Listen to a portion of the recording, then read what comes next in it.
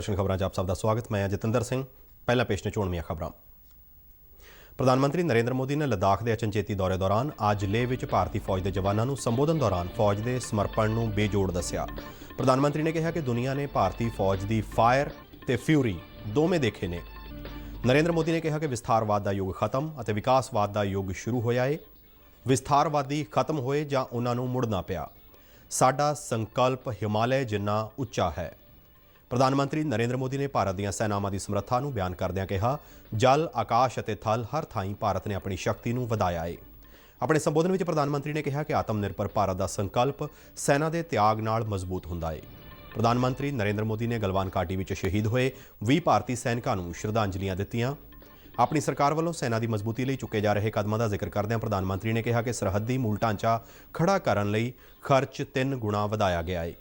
ਨਰਿੰਦਰ ਮੋਦੀ ਨੇ ਕਿਹਾ ਕਿ ਸੈਨਾਵਾਂ ਵਿੱਚ ਬਿਹਤਰ ਤਾਲਮੇਲ ਲਈ chief of the defence staff the post ਲਿਆਂਦੀ ਗਈ। ਦੇਸ਼ ਹਰ ਤਰ੍ਹਾਂ ਆਪਣੀਆਂ ਸੈਨਾਵਾਂ ਅਤੇ ਸੈਨਿਕਾਂ ਨੂੰ ਮਜ਼ਬੂਤ ਕਰ ਰਿਹਾ ਏ। ਪ੍ਰਧਾਨ ਮੰਤਰੀ ਨੇ ਕਿਹਾ ਕਿ ਕਮਜ਼ੋਰ ਸ਼ਾਂਤੀ ਦੀ ਪਹਿਲ ਨਹੀਂ ਕਰ ਸਕਦਾ ਅਤੇ ਵੀਰਤਾ ਸ਼ਾਂਤੀ ਦੀ ਅਗਾਊਂ ਸ਼ਰਤ ਹੁੰਦੀ ਏ।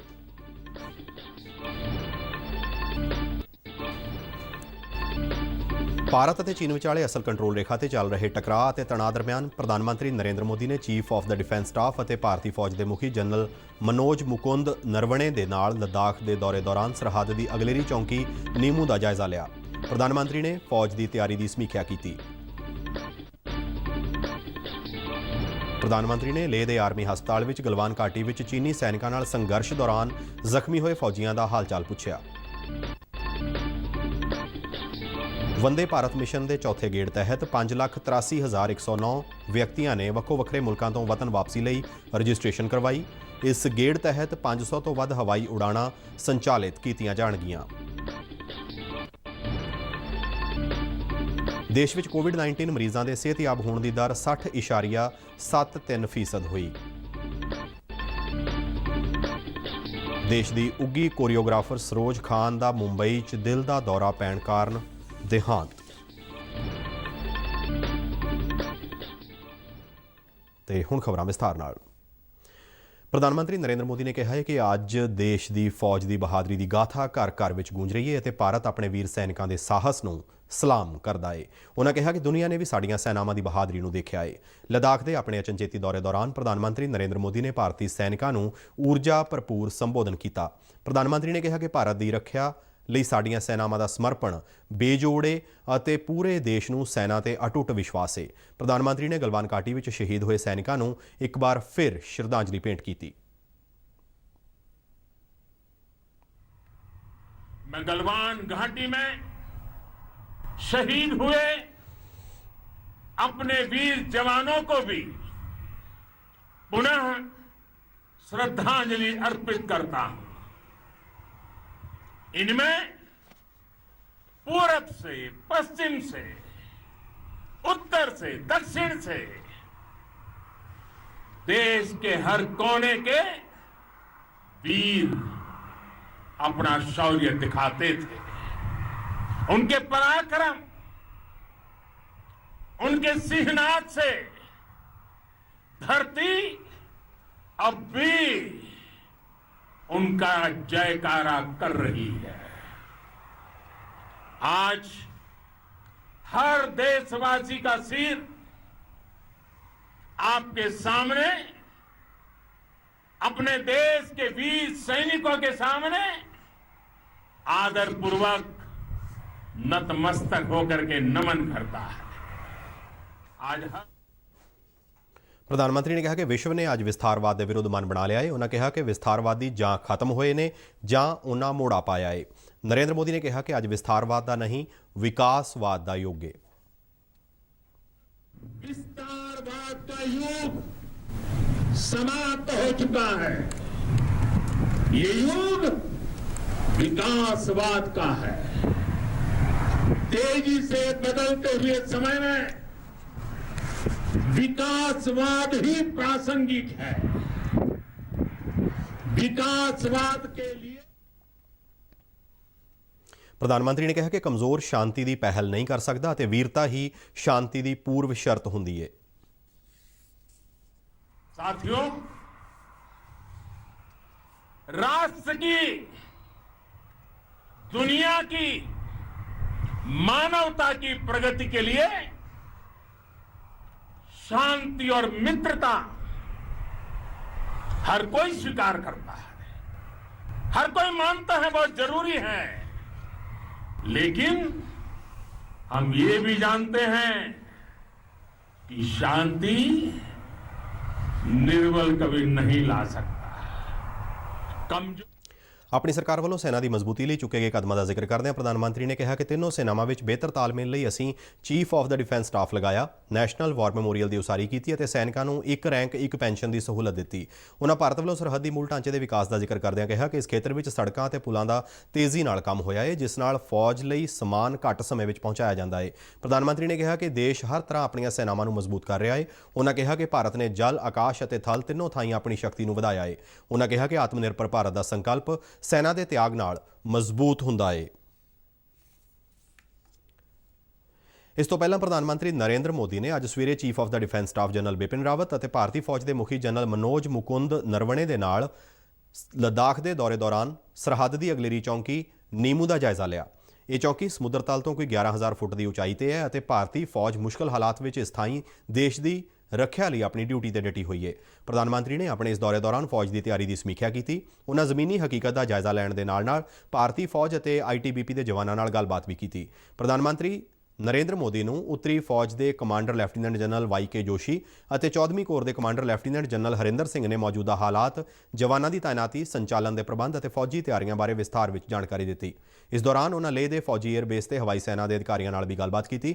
ਪ੍ਰਧਾਨ ਮੰਤਰੀ ਨਰਿੰਦਰ ਮੋਦੀ ਦੇ ਲੇਹ ਲੱਦਾਖ ਦੇ ਇਸ ਦੌਰੇ ਨੂੰ ਭਾਰਤ-ਚੀਨ ਸਰਹੱਦ ਤੇ ਦੋਵੇਂ ਪਾਸੇ ਦੀਆਂ ਫੌਜਾਂ ਵਿਚਾਲੇ ਚੱਲ ਰਹੇ ਟਕਰਾਅ ਅਤੇ ਤਣਾਅ ਦੇ ਮੱਦੇਨਜ਼ਰ ਵੀ ਮਹੱਤਵਪੂਰਨ ਸਮਝਿਆ ਜਾ ਰਿਹਾ ਹੈ।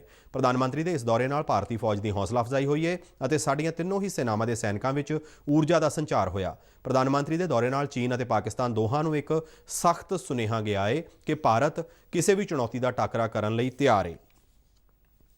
ਲੱਦਾਖ ਦੇ ਦੌਰੇ ਤੋਂ ਬਾਅਦ ਪ੍ਰਧਾਨ ਮੰਤਰੀ ਨਰਿੰਦਰ ਮੋਦੀ ਨੇ ਲੇਹ ਦੇ ਆਰਮੀ ਹਸਪਤਾਲ ਵਿੱਚ ਜ਼ਖਮੀ ਫੌਜੀਆਂ ਦਾ ਹਾਲ-ਚਾਲ ਜਾਣਨ ਲਈ ਉਹਨਾਂ ਨਾਲ ਗੱਲਬਾਤ ਕੀਤੀ। ਸੈਨਿਕਾਂ ਦੇ ਹੌਸਲੇ ਬੁਲੰਦ ਨਜ਼ਰ ਆ ਰਹੇ ਸਨ। ਇਸ ਮੌਕੇ ਪ੍ਰਧਾਨ ਮੰਤਰੀ ਨੇ ਉਹਨਾਂ ਨੂੰ ਸੰਬੋਧਨ ਕਰਦਿਆਂ ਕਿਹਾ ਕਿ 130 ਕਰੋੜ ਦੇਸ਼-ਵਾਸੀ ਉਹਨਾਂ ਤੇ ਬਹੁਤ ਜ਼ਿਆਦਾ ਮਾਣ ਕਰਦੇ ਨੇ ਅਤੇ ਉਹ ਖੁਦ ਵੀ ਉਹਨਾਂ ਨੂੰ ਸ਼ਤ-ਸ਼ਤ ਪ੍ਰਣਾਮ ਕਰਦੇ ਨੇ। ਪ੍ਰਧਾਨ ਮੰਤਰੀ ਨੇ ਕਿਹਾ ਕਿ ਤੁਹਾਡੀ ਬਹਾਦਰੀ ਅਤੇ ਦਲੇਰੀ ਲੰਬੇ ਸਮੇਂ ਤੱਕ ਸਾਨੂੰ ਸਾਰਿਆਂ ਨੂੰ ਪ੍ਰੇਰਣਾ ਦਿੰਦੀ ਰਹੇਗੀ। ਜ਼ਖਮੀ ਸੈਨਿਕਾਂ ਦੇ ਛੇਤੀ ਸਿਹਤਯਾਬ ਹੋਣ ਦੀ ਕਾਮਨਾ ਕਰਦਿਆਂ ਪ੍ਰਧਾਨ ਮੰਤਰੀ ਨੇ ਕਿਹਾ ਕਿ ਉਹ ਉਹਨਾਂ ਨੂੰ देख के एक प्रेरणा लेके जा रहे हैं। पहले भी कहा था जो वीर हमें छोड़ के चले गए हैं वे भी ऐसे ही नहीं गए। आप सबने मिलकर के करारा जवाब भी दिया। शायद आप घायल हैं, अस्पताल में हैं, इसलिए शायद आपको अंदाज नहीं आता होगा, लेकिन 130 करोड़ देशवासी आपके प्रति बहुत ही गौरव अनुभव। ਕੇਂਦਰੀ ਗ੍ਰਹਿ ਮੰਤਰੀ ਅਮਿਤ ਸ਼ਾਹ ਨੇ ਪ੍ਰਧਾਨ ਮੰਤਰੀ ਵੱਲੋਂ ਕੀਤੇ ਗਏ ਲੱਦਾਖ ਦੇ ਅਚਨਚੇਤੀ ਦੌਰੇ ਦੀ ਸ਼ਲਾਘਾ ਕੀਤੀ ਹੈ। ਟਵੀਟ ਤੇ ਆਪਣੇ ਸੁਨੇਹੇ ਵਿੱਚ ਅਮਿਤ ਸ਼ਾਹ ਨੇ ਕਿਹਾ ਕਿ ਇਸ ਨਾਲ ਸਾਡੇ ਦੇਸ਼ ਦੇ ਸੂਰਬੀਰ ਸੈਨਿਕਾਂ ਦੀ ਹੌਸਲਾ ਅਫਜ਼ਾਈ ਹੋਵੇਗੀ। ਅਮਿਤ ਸ਼ਾਹ ਨੇ ਕਿਹਾ ਕਿ ਮੂਹਰੇ ਹੋ ਕੇ ਅਗਵਾਈ ਕਰਦਿਆਂ ਪ੍ਰਧਾਨ ਮੰਤਰੀ ਨਰਿੰਦਰ ਮੋਦੀ ਸਾਡੇ ਬਹਾਦਰ ਫੌਜੀ ਸੈਨਿਕਾਂ, ਏਅਰ ਫੋਰਸ ਅਤੇ ITBP ਜਪਾਨਾਂ ਵਿਚਕਾਰ ਲੱਦਾਖ ਦੀ ਅਗਲੇਰੀ ਚੌਕੀ ਤੇ ਪਹੁੰਚੇ। ਇਸ ਟਵੀਟ ਨਾਲ ਅਮਿਤ ਸ਼ਾਹ ਨੇ ਪ੍ਰਧਾਨ ਮੰਤਰੀ ਮੋਦੀ ਦੀਆਂ ਸੈਨਿਕਾਂ ਨਾਲ ਤਸਵੀਰਾਂ ਵੀ ਟਵੀਟ ਤੇ ਸਾਂਝੀਆਂ ਕੀਤੀਆਂ ਨੇ। ਜੰਮੂ ਕਸ਼ਮੀਰ ਦੇ ਅਨੰਤਨਾਗ ਜ਼ਿਲ੍ਹੇ ਵਿੱਚ ਇੱਕ CRPF ਜਵਾਨ ਅਤੇ 6 ਸਾਲ ਦੇ ਬਾਲਕ ਦੀ ਮੌਤ ਲਈ ਜ਼ਿੰਮੇਵਾਰ ਅੱਤਵਾਦੀ ਨੂੰ ਅੱਜ ਸੁਰੱਖਿਆ ਬਲਾਂ ਨੇ ਸ਼੍ਰੀਨਗਰ ਦੇ ਮਾਲਬਾਗ ਖੇਤਰ ਵਿੱਚ ਢੇਰ ਕਰ ਦਿੱਤਾ। ਇਸ ਅੱਤਵਾਦੀ ਦੀ ਪਛਾਣ ਜ਼ਾਹਿਦ ਦਾਸ ਵਜੋਂ ਹੋਈ ਹੈ, ਜੋ ਜੰਮੂ ਕਸ਼ਮੀਰ ਇਸਲਾਮਿਕ ਸਟੇਟ ਜਥੇਬੰਦੀ ਨਾਲ ਸੰਬੰਧਿਤ ਸੀ। ਜੰਮੂ ਕਸ਼ਮੀਰ ਪੁਲਿਸ ਦੇ IG ਵਿਜੇ ਕੁਮਾਰ ਵੱਲੋਂ Kashmir police zones Twitter handle ਤੋਂ ਕੀਤੇ ਗਏ ਇੱਕ ਟਵੀਟ ਵਿੱਚ ਕਿਹਾ ਗਿਆ ਹੈ ਕਿ ਸੁਰੱਖਿਆ ਬਲਾਂ ਨੇ 26 ਜੂਨ ਨੂੰ ਦੱਖਣੀ ਕਸ਼ਮੀਰ ਦੇ ਬੀਜਬਿਹਾੜਾ ਖੇਤਰ ਵਿੱਚ CRPF ਦੀ ਪਾਰਟੀ ਤੇ ਹਮਲਾ ਕਰਨ ਲਈ ਜ਼ਿੰਮੇਵਾਰ ਅੱਤਵਾਦੀ ਜ਼ਾਹਿਦ ਦਾਸ ਨੂੰ ਮਾਰ ਮੁਕਾਇਆ ਹੈ। ਇੱਕ ਪੁਲਿਸ ਅਧਿਕਾਰੀ ਨੇ ਸ਼੍ਰੀਨਗਰ ਵਿੱਚ ਦੱਸਿਆ ਕਿ ਸੁਰੱਖਿਆ ਬਲਾਂ ਨੇ ਮਾਲਬਾਗ ਖੇਤਰ ਵਿੱਚ ਹਬਾਗ ਕ੍ਰਾਸਿੰਗ ਨੇੜੇ ਬੀਤੀ ਰਾਤ ਤਲਾਸ਼ੀ ਮੁਹਿੰਮ ਸ਼ੁਰੂ ਕੀਤੀ ਸੀ। ਪੁਲਿਸ ਨੂੰ ਇੱਥੇ ਅੱਤਵਾਦੀਆਂ ਦੀ ਮੌਜੂਦਗੀ ਬਾਰੇ ਸੂਹ ਮਿਲੀ ਸੀ। ਅਧਿਕਾਰੀ ਨੇ ਅੱਗੇ ਦੱਸਿਆ ਕਿ ਇਹ ਤਲਾਸ਼ੀ ਉਸ ਵੇਲੇ ਮੁਕਾਬਲੇ ਦਾ ਰੂਪ ਲੈ ਗਈ ਜਦ ਲੁਕੇ ਹੋਏ ਅੱਤਵਾਦੀਆਂ ਨੇ ਸੁਰੱਖਿਆ ਬਲਾਂ ਤੇ ਫਾਇਰਿੰਗ ਸ਼ੁਰੂ ਕਰ ਦਿੱਤੀ। ਜਵਾਬੀ ਫਾਇਰਿੰਗ ਵਿੱਚ ਇਹ ਅੱਤਵਾਦੀ ਮਾਰਿਆ ਗਿਆ। ਪਾਕਿਸਤਾਨ ਦੇ ਪੰਜਾਬ ਪ੍ਰਾਂਤ ਵਿੱਚ ਇੱਕ ਮਿੰਨੀ ਬੱਸ ਦੇ ਰੇਲ ਗੱਡੀ ਨਾਲ ਟਕਰਾ ਜਾਣ ਕਾਰਨ ਘੱਟੋ-ਘੱਟ 29 ਵਿਅਕਤੀਆਂ ਦੀ ਮੌਤ ਹੋ ਗਈ, ਜਿਨ੍ਹਾਂ ਵਿੱਚ ਜ਼ਿਆਦਾਤਰ ਪਾਕਿਸਤਾਨੀ ਸਿੱਖ ਦੱਸੇ ਜਾ ਰਹੇ ਨੇ। ਲਾਹੌਰ ਤੋਂ ਏਜੰਸੀ ਖਬਰਾਂ ਵਿੱਚ ਕਿਹਾ ਗਿਆ ਹੈ ਕਿ ਸ਼ਾਹ ਹੁਸੈਨ ਐਕਸਪ੍ਰੈਸ ਰੇਲ ਗੱਡੀ ਕਰਾਚੀ ਤੋਂ ਲਾਹੌਰ ਵੱਲ ਜਾ ਰਹੀ ਸੀ, ਜਦ ਦੁਪਹਿਰ ਕੋਈ 1:30 ਵਜੇ ਫਾਰੂਕਾਬਾਦ ਵਿੱਚ ਇੱਕ ਮਾਨਵ ਰਹਿਤ ਰੇਲਵੇ ਫਾਟਕ ਤੇ ਇਸ ਦੀ ਟੱਕਰ ਇੱਕ ਮਿੰਨੀ ਬੱਸ ਨਾਲ ਹੋ ਗਈ। ਔਕਾਫ ਟਰਸਟ ਬੋਰਡ ਦੇ ਬੁਲਾਰੇ ਅਮੀਰ ਹਾਸ਼ਮੀ ਨੇ ਇਸ ਹਾਦਸੇ ਵਿੱਚ ਪਾਕਿਸਤਾਨੀ ਸਿੱਖਾਂ ਦੇ ਮਾਰੇ ਜਾਣ ਦੀ ਪੁਸ਼ਟੀ ਕਰਦਿਆਂ ਕਿਹਾ ਕਿ ਹਾਦਸੇ ਵਿੱਚ ਕੁੱਲ 29 ਵਿਅਕਤੀਆਂ ਦੀ ਮੌਤ ਹੋਈ ਹੈ। ਵੰਦੇ ਭਾਰਤ ਮਿਸ਼ਨ ਦਾ ਚੌਥਾ ਗੇੜ ਸ਼ੁਰੂ ਹੋ ਗਿਆ ਹੈ। ਵਿਦੇਸ਼ ਮੰਤਰਾਲੇ ਦੇ ਬੁਲਾਰੇ ਅਨੁਰਾਗ ਸ਼੍ਰੀਵਾਸਤਵ ਨੇ ਵਰਚੁਅਲ ਮੀਡੀਆ ਬਰੀਫਿੰਗ ਦੌਰਾਨ ਦੱਸਿਆ ਕਿ 1 ਜੁਲਾਈ ਤੱਕ 5,83,109 ਵਿਅਕਤੀਆਂ ਨੇ ਵੱਖੋ-ਵੱਖਰੇ ਮੁਲਕਾਂ ਤੋਂ ਵਤਨ ਵਾਪਸੀ ਲਈ ਰਜਿਸਟ੍ਰੇਸ਼ਨ ਕਰਵਾਈ ਹੈ, ਜਿਨ੍ਹਾਂ ਚੋਂ 4,75,000 ਦੇ ਕਰੀਬ ਵਿਅਕਤੀਆਂ ਨੂੰ ਇਸ ਮਿਸ਼ਨ ਤਹਿਤ ਵਾਪਸ ਲਿਆਂਦਾ ਜਾਵੇਗਾ। ਇਨ੍ਹਾਂ 'ਚ 90,000 ਤੋਂ ਵੱਧ ਅਜਿਹੇ ਭਾਰਤੀ ਸ਼ਾਮਲ ਨੇ ਜਿਹੜੇ ਜ਼ਮੀਨੀ ਸਰਹੱਦ ਤੇ ਪੈਂਦੇ ਇਮੀਗ੍ਰੇਸ਼ਨ ਚੈੱਕ ਪੋਸਟਾਂ ਰਾਹੀਂ ਨੇਪਾਲ, ਭੂਟਾਨ ਅਤੇ ਬੰਗਲਾਦੇਸ਼ ਤੋਂ ਵਾਪਸ ਆਉਣਗੇ। ਸ਼੍ਰੀਵਾਸਤਵ ਨੇ ਦੱਸਿਆ ਕਿ ਵੰਦੇ ਭਾਰਤ ਮਿਸ਼ਨ ਦੇ ਚੌਥੇ ਗੇੜ ਤਹਿਤ 500 ਤੋਂ ਵੱਧ ਹਵਾਈ ਉਡਾਣਾਂ ਸੰਚਾਲਿਤ ਕੀਤੀਆਂ ਜਾਣਗੀਆਂ। ਇਸ ਮਿਸ਼ਨ ਦੌਰਾਨ ਏਅਰ ਇੰਡੀਆ ਸਮੇਤ ਕਈ ਹੋਰ ਪ੍ਰਾਈਵੇਟ ਹਵਾਈ ਕੰਪਨੀਆਂ ਵੀ ਆਪਣੀਆਂ ਸੇਵਾਵਾਂ ਦੇਣਗੀਆਂ। ਦੇਸ਼ ਵਿੱਚ ਕੋਰੋਨਾ ਵਾਇਰਸ ਤੋਂ ਠੀਕ ਹੋਣ ਦੀ ਦਰ 60.73% ਤੱਕ ਪਹੁੰਚ ਗਈ ਹੈ। ਕੇਂਦਰੀ ਸਿਹਤ ਮੰਤਰਾਲਾ ਅਨੁਸਾਰ ਹੁਣ ਤੱਕ ਦੇਸ਼ ਵਿੱਚ 3,79,891 ਕੋਰੋਨਾ ਮਰੀਜ਼ ਸਿਹਤਯਾਬ ਹੋ ਕੇ ਘਰੀਂ ਪਰਤੇ ਨੇ ਅਤੇ ਮੌਜੂਦਾ ਸਮੇਂ ਦੇਸ਼ ਵਿੱਚ ਕੋਵਿਡ-19 ਦੇ ਐਕਟਿਵ ਮਰੀਜ਼ਾਂ ਦੀ ਗਿਣਤੀ 2,27,439 ਹੈ। ਦੂਜੇ ਪਾਸੇ ਭਾਰਤ ਵਿੱਚ ਕੋਰੋਨਾ ਵਾਇਰਸ ਦੀ ਪੁਸ਼ਟੀ ਵਾਲੇ ਮਰੀਜ਼ਾਂ ਦੀ ਗਿਣਤੀ ਵਿੱਚ ਵੀ ਲਗਾਤਾਰ ਵਾਧਾ ਹੋ ਰਿਹਾ ਹੈ। ਬੀਤੇ 24 ਘੰਟਿਆਂ ਦੌਰਾਨ ਦੇਸ਼ ਵਿੱਚ 20,903 ਕੋਰੋਨਾ ਵਾਇਰਸ ਦੇ ਰਿਕਾਰਡ ਮਾਮਲੇ ਸਾਹਮਣੇ ਆਏ ਅਤੇ 379 ਕੋਰੋਨਾ ਮਰੀਜ਼ਾਂ ਦੀ ਮੌਤ ਹੋਈ, ਜਿਸ ਮਗਰੋਂ ਦੇਸ਼ ਵਿੱਚ ਹੁਣ ਤੱਕ ਕੋਰੋਨਾ ਕਾਰਨ ਮਰਨ ਵਾਲਿਆਂ ਦੀ ਗਿਣਤੀ 18,213 ਤੱਕ ਪਹੁੰਚ ਗਈ ਹੈ। ਦੇਸ਼ ਵਿੱਚ ਮਹਾਰਾਸ਼ਟਰ ਸੂਬਾ ਕੋਰੋਨਾ ਵਾਇਰਸ ਤੋਂ ਸਭ ਤੋਂ ਵੱਧ ਪ੍ਰਭਾਵਿਤ ਹੈ, ਜਿੱਥੇ ਹੁਣ ਤੱਕ ਕੋਰੋਨਾ ਵਾਇਰਸ ਦੀ ਪੁਸ਼ਟੀ ਵਾਲੇ 1,86,626 ਮਾਮਲੇ ਸਾਹਮਣੇ ਆ ਚੁੱਕੇ ਨੇ ਤੇ ਇਸ ਮਹਾਮਾਰੀ ਨੇ 8,178 ਲੋਕਾਂ ਦੀ ਜਾਨ ਲਈ। ਉਧਰ ਤਾਮਿਲਨਾਡੂ ਵਿੱਚ ਵੀ ਕੋਰੋਨਾ ਵਾਇਰਸ ਦੀ ਪੁਸ਼ਟੀ ਵਾਲੇ ਮਰੀਜ਼ਾਂ ਦੀ ਗਿਣਤੀ 98,392 ਤੱਕ ਪਹੁੰਚ ਗਈ ਹੈ ਤੇ ਇਸ ਬਿਮਾਰੀ ਕਾਰਨ 1,321 ਮਰੀਜ਼ਾਂ ਦੀਆਂ ਜਾਨਾਂ ਗਈਆਂ ਨੇ। ਦਿੱਲੀ ਵਿੱਚ ਵੀ ਕੋਵਿਡ-19 ਦੀ ਪੁਸ਼ਟੀ ਵਾਲੇ ਮਰੀਜ਼ਾਂ ਦੀ ਗਿਣਤੀ ਵਿੱਚ ਲਗਾਤਾਰ ਵਾਧਾ ਦਰਜ ਕੀਤਾ ਜਾ ਰਿਹਾ ਹੈ। ਹੁਣ ਤੱਕ 92,175 ਵਿਅਕਤੀਆਂ ਵਿੱਚ ਕੋਰੋਨਾ ਵਾਇਰਸ ਦੀ ਪੁਸ਼ਟੀ ਹੋਈ ਅਤੇ 2,864 ਕੋਰੋਨਾ ਮਰੀਜ਼ਾਂ ਦੀ ਮੌਤ ਹੋਈ। ਪੰਜਾਬ ਵਿੱਚ ਵੀ ਕੋਰੋਨਾ ਮਰੀਜ਼ਾਂ ਦੀ ਗਿਣਤੀ 'ਚ ਵਾਧਾ ਲਗਾਤਾਰ ਜਾਰੀ ਹੈ। ਹੁਣ ਤੱਕ ਸੂਬੇ ਵਿੱਚ 5,784 ਮਰੀਜ਼ਾਂ ਵਿੱਚ ਕੋਰੋਨਾ ਵਾਇਰਸ ਦੀ ਪੁਸ਼ਟੀ ਹੋ ਚੁੱਕੀ ਹੈ ਅਤੇ 152 ਮਰੀਜ਼ਾਂ ਦੀ ਇਸ ਨਾਮੁਰਾਦ ਬਿਮਾਰੀ ਕਾਰਨ ਮੌਤ ਹੋਈ ਹੈ। ਪੰਜਾਬ ਵਿੱਚ ਅੰਮ੍ਰਿਤਸਰ ਜ਼ਿਲ੍ਹਾ ਕੋਰੋਨਾ ਵਾਇਰਸ ਨਾਲ ਸਭ ਤੋਂ ਵੱਧ ਪ੍ਰਭਾਵਿਤ ਹੈ, ਜਿੱਥੇ ਹੁਣ ਤੱਕ ਕੋਰੋਨਾ ਵਾਇਰਸ ਦੀ ਪੁਸ਼ਟੀ ਵਾਲੇ 928 ਕੇਸ ਸਾਹਮਣੇ ਆ ਚੁੱਕੇ ਨੇ ਤੇ 44 ਕੋਰੋਨਾ ਮਰੀਜ਼ਾਂ ਦੀ ਮੌਤ ਹੋਈ ਹੈ। ਲੁਧਿਆਣਾ ਵਿੱਚ ਵੀ 917 ਕੋਰੋਨਾ ਮਰੀਜ਼ ਪਾਏ ਗਏ ਨੇ ਤੇ 22 ਵਿਅਕਤੀਆਂ ਦੀ ਇਸ ਮਹਾਮਾਰੀ ਕਾਰਨ ਮੌਤ ਹੋਈ।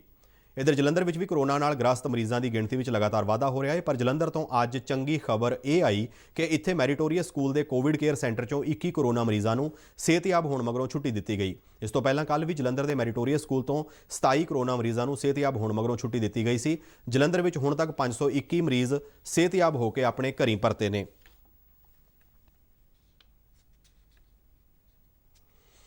ਬਾਲੀਵੁੱਡ ਦੀ ਉੱਗੀ ਕੋਰੀਓਗ੍ਰਾਫਰ ਸਰੋਜ ਖਾਨ ਦਾ ਅੱਜ ਤੜਕੇ ਮੁੰਬਈ ਵਿੱਚ ਦੇਹਾਂਤ ਹੋ ਗਿਆ ਹੈ। ਸਰੋਜ ਖਾਨ ਦੀ ਮੌਤ ਦਿਲ ਦਾ ਦੌਰਾ ਪੈਣ ਕਾਰਨ ਹੋਈ। ਸਰੋਜ ਖਾਨ 71 ਵਰ੍ਹਿਆਂ ਦੇ ਸਨ। ਸਾਹ ਲੈਣ 'ਚ ਤਕਲੀਫ ਦੀ ਸ਼ਿਕਾਇਤ ਮਗਰੋਂ ਸਰੋਜ ਖਾਨ ਨੂੰ 20 ਜੂਨ ਨੂੰ ਬਾਂਦਰਾ ਦੇ ਇੱਕ ਪ੍ਰਾਈਵੇਟ ਹਸਪਤਾਲ ਵਿੱਚ ਦਾਖਲ ਕਰਵਾਇਆ ਗਿਆ ਸੀ। ਸਰੋਜ ਖਾਨ ਦਾ ਜਨਮ 22 ਨਵੰਬਰ 1948 ਨੂੰ ਮੁੰਬਈ ਵਿੱਚ ਹੋਇਆ। ਸਰੋਜ ਖਾਨ ਦਾ ਅਸਲੀ ਨਾਮ ਨਿਰਮਲਾ ਨਾਗਪਾਲ ਸੀ। ਉਹਨਾਂ ਨੇ 200 ਤੋਂ ਵੱਧ ਫਿਲਮਾਂ ਲਈ ਕੋਰੀਓਗ੍ਰਾਫੀ ਕੀਤੀ। 1974 ਵਿੱਚ ਗੀਤਾ ਮੇਰਾ ਨਾਮ ਫਿਲਮ ਵਿੱਚ ਉਹਨਾਂ ਪਹਿਲੀ ਵਾਰ ਕੋਰੀਓਗ੍ਰਾਫੀ ਕੀਤੀ ਸੀ। ਸਰੋਜ ਖਾਨ ਨੇ 1986 ਤੋਂ 2019 ਤੱਕ 2000 ਤੋਂ ਵੱਧ ਬਾਲੀਵੁੱਡ ਫਿਲਮਾਂ ਦੇ ਗਾਣਿਆਂ ਦੀ ਕੋਰੀਓਗ੍ਰਾਫੀ ਕੀਤੀ, ਜਿਨ੍ਹਾਂ ਵਿੱਚੋਂ ਨਿੰਬੂੜਾ ਨਿੰਬੂੜਾ, 1 2 3, ਡੋਲਾ ਰੇ ਡੋਲਾ, ਕਾਟੇ ਨਹੀਂ ਕੱਟਤੇ, ਹਵਾ ਹਵਾਈ, ਨਾ ਜਾने कहाँ से आई है, दिल धक धक करने लगा, चोली के पीछे क्या है ਵਰਗੇ ਕਈ ਸੁਪਰਹਿੱਟ ਅਤੇ ਮਸ਼ਹੂਰ ਗਾਣੇ ਸ਼ਾਮਲ ਨੇ। ਸਰੋਜ ਖਾਨ ਨੇ ਤੇਜ਼ਾਬ, ਖਲਨਾਇਕ, ਮਿਸਟਰ ਇੰਡੀਆ, ਚਾਲਬਾਜ਼, ਨਗੀਨਾ, ਚਾਂਦਨੀ, ਹਮ ਦਿਲ ਦੇ ਚੁਕੇ ਸਨਮ ਅਤੇ ਦੇਵਦਾਸ ਵਰਗੀਆਂ ਕਈ ਸੁਪਰਹਿੱਟ ਫਿਲਮਾਂ ਦੇ ਗਾਣਿਆਂ ਨੂੰ ਵੀ ਕੋਰੀਓਗ੍ਰਾਫ ਕੀਤਾ। ਸਰੋਜ ਖਾਨ ਨੇ ਆਖਰੀ ਗਾਣਾ ਫਿਲਮ ਕਲੰਕ ਲਈ ਤਬਾਹ ਹੋ ਗਏ ਮਾਧੁਰੀ ਦੀਕਸ਼ਤ ਦੇ ਗਾਣੇ ਨੂੰ ਕੋਰੀਓਗ੍ਰਾਫ ਕੀਤਾ। ਸਰੋਜ ਖਾਨ ਨੇ 3 ਸਾਲ ਦੀ ਉਮਰ 'ਚ ਬਾਲ ਕਲਾਕਾਰ ਦੇ ਤੌਰ ਤੇ ਫਿਲਮ ਨਜ਼ਰਾਨਾ ਤੋਂ ਆਪਣੇ ਬਾਲੀਵੁੱਡ ਕੈਰੀਅਰ ਦੀ ਸ਼ੁਰੂਆਤ ਕੀਤੀ ਸੀ। ਇਸ ਦੇ ਨਾਲ ਹੀ ਸਾਡਾ ਖਬਰਾਂ ਦਾ ਬੁਲੇਟਿਨ ਸਮਾਪਤ ਹੁੰਦਾ ਹੈ। ਇਜਾਜ਼ਤ ਦਿਓ। ਨਮਸਕਾਰ।